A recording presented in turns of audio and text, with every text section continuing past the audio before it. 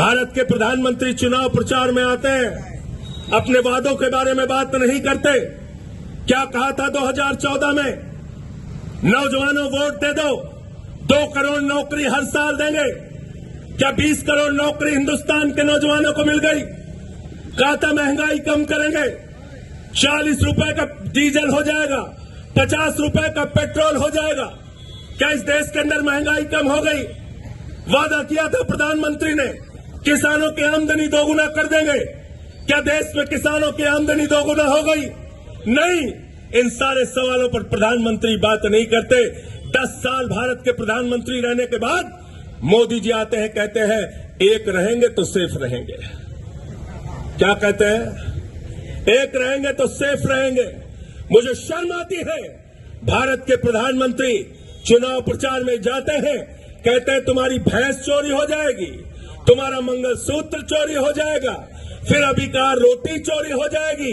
लेकिन शर्म तो सबसे ज्यादा तब आई जब देश के प्रधानमंत्री ने कहा तुम्हारी बेटी चोरी हो जाएगी। मैं प्रधानमंत्री जी आपसे कहना चाहता हूं, अगर आप 10 साल से भारत के प्रधानमंत्री हैं, 22 राज्यों में आपकी सरकार है, गृह मंत्री आपका, रक्षा मंत्री आपका, उसके बावजूद हमारी बेटियां अगर सुरक्षित नहीं है तो इस्तीफा दो अपने प्रधानमंत्री के पद से और गुजरात में जाकर घास छीलो। जाओ गुजरात में जाकर घास छीलो। देश का प्रधानमंत्री कह रहा है बेटियां सुरक्षित नहीं है, एक है तो सेफ है। यहां कहते हैं एक है तो सेफ है, और दुबई में जाते हैं, कतर में जाते हैं तो वहां शेखों को गले लगाते हैं, कहते हैं हम तुम अगर एक है तो हमारे बच्चे सेफ हैं।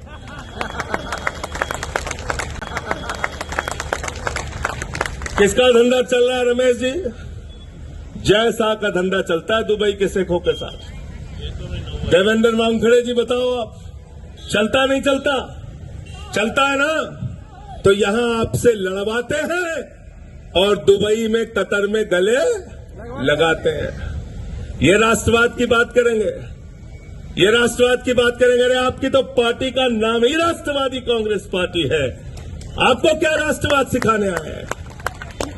मैं नागपुर में खड़ा हूं और आपको चैलेंज देके जा रहा हूं, कोई भी बीजेपी वाला मिले उससे एक सवाल पूछना, राष्ट्रवाद के बारे में तुम लोग बात करते हो भाजपाइयों, अपने 4 पुरखों का नाम बताओ जिन्होंने हिंदुस्तान की आजादी में शहादत दी है। संजय सिंह इस्तीफा दे देंगे राजनीति से।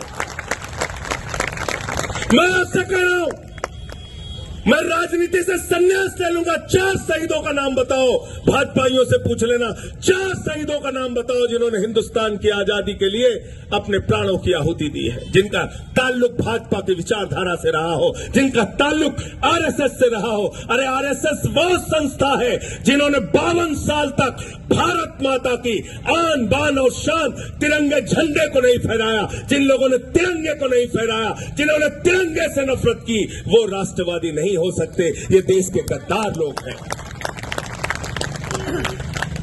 मैं आपसे कहने के लिए आया हूं, दलितों की पिछड़ों के सवाल पे मैं बात करने के लिए आया हूं।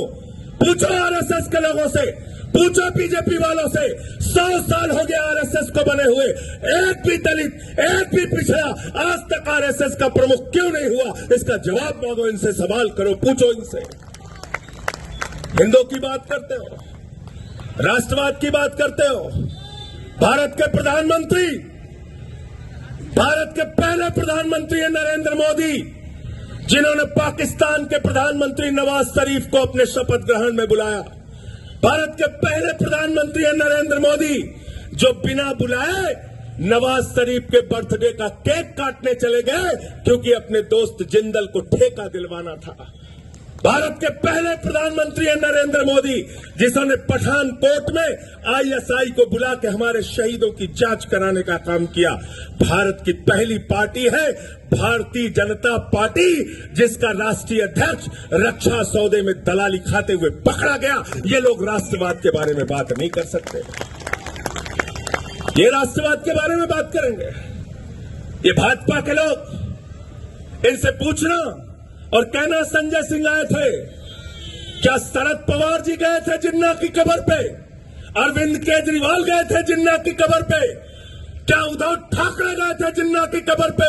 नहीं, जिन्ना की कब्र पे भारत के टुकड़े करने वाले जिन्ना की कब्र पे अगर कोई गया था तो भारतीय जनता पार्टी के नेता लाल कृष्ण आडवाणी गए थे, बीजेपी वाले गए थे। तुम हमसे राष्ट्रवाद की बात करते हो, तुम राष्ट्रवाद सिखाते हो हमें, जिन्होंने इस देश के साथ गद्दारी करने का काम किया, जिन्होंने हमारे तिरंगे से नफरत करने का काम किया। इसलिए साथियों और दोस्तों, आपसे कहना चाहता हूं, अपने मुद्दों पे ध्यान देना, ये फर्जी नारों के चक्कर में मत पड़ना, और जब वोट देने के लिए जाना